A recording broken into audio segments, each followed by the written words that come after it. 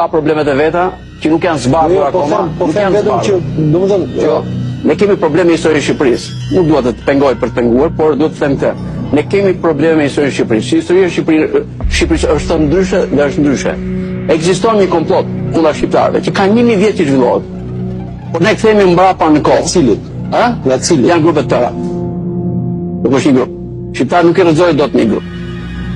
Edhe ke numri 9 që thot ai Gjegjelizalia 9 muaj, 9 vjetë në është numri shqiptarëve 9. Dhe kjo është arsyeja. Kjo është arsyeja që Nostradamusi diku thot në librin e vet thot nëse shqiptarët thot dhe gjuha e tyre që është shkruar për herë të parë historia umane rezistojnë deri në vitin 2000. Ata do ta shkruajnë edhe një herë të botë, siç din ata. Çka ka pas më Nostradamus, unë nuk e di. Kjo është shkruar zezmi të madh. Ato kanë lidhje logjike. Nëse gënjejnë fjalët, numrat nuk gënjejnë. Thonë që Zoti ka folur me numra. Mbi shqiptar është një konspiracion shumë i madh. Këm ka dhënë një libër enciklopedia. Viti shtyre ka faqja 15 gjithë Shqipërinë, Albania. Që është nën influencën konspirative të pjesës tjetër të botës. Unë nuk një nga 13 familjet e mëdha.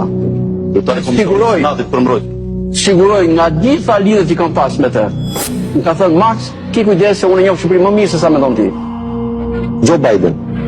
Pra, Biden është mason. Të gjithë njerëzit që janë marrë me çështën shqiptare, duke filluar nga Shakespeare.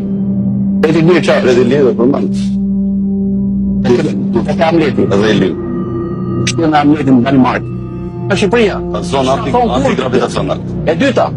Raku i Dodonës. Male Domon. Vjet përpara. Përfshirjet e Dodonës janë pikërisht ata përfshirje që bashkonin gjallën me të vdekur në Flisin, që është çmenduri ta imagjinosh sot. Po këtë punë me këtë metodë më përdorte me Nostradamus. Atëherë, aty kanë gjetur libra tepër shenjtë.